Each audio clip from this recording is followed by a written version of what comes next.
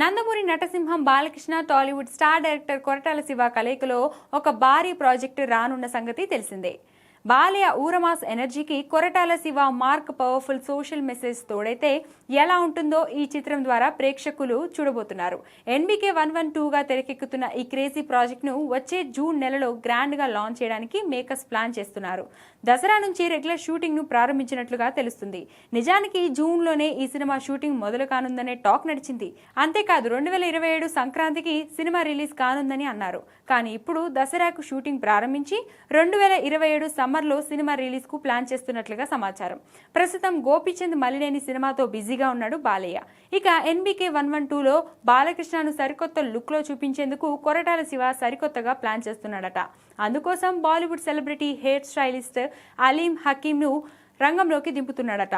ఇక ఈ సినిమాలో కీలక పాత్రల కోసం బాలీవుడ్ స్టార్స్ సంజయ్ దత్, విద్యా బాలన్ను తీసుకున్నట్లుగా తెలుస్తుంది. అలాగే ఈ చిత్రానికి రాక్ స్టార్ అనిరుద్ రవిచందర్ సంగీతం అందిస్తున్నట్లుగా టాక్.